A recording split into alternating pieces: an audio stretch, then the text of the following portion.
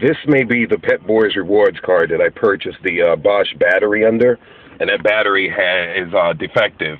Dominic informed me yesterday. Upon testing it, it almost refused to take a charge.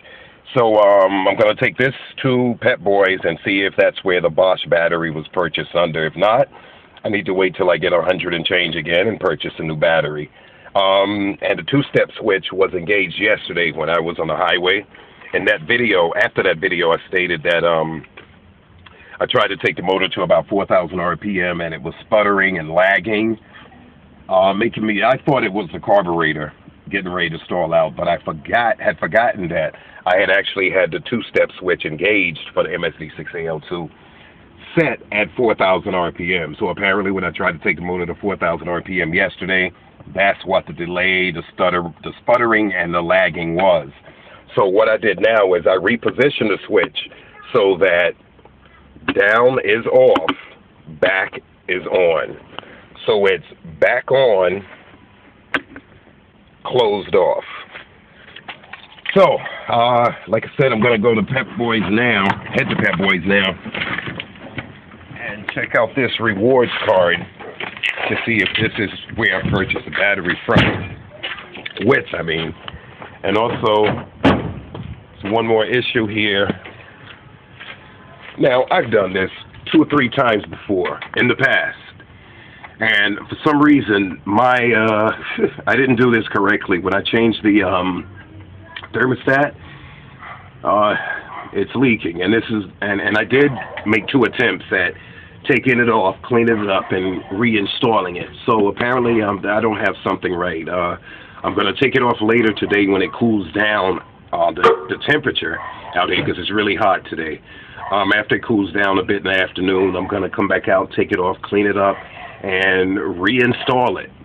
And I'm going to take my time to make sure it's actually sealed around the openings for the bolt holes as well. But I see now the car has been sitting overnight and it's leaking from there. And again, this battery, I pray to God this is the rewards card that I purchased this Bosch battery under at Pep Boys. So I'm going to go now and check it out, see if this is the one. If not, I got to wait till I get the money again to purchase the new battery all over. And this time, I'm going to make sure I put the receipt in a safe place.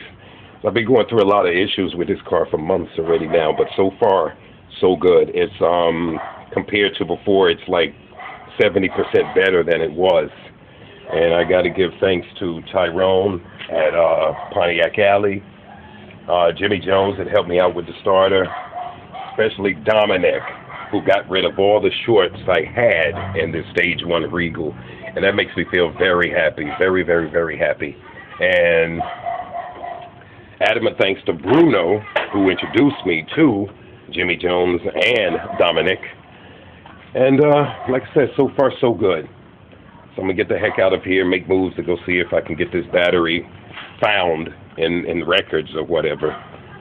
And that's about it. Let me make sure.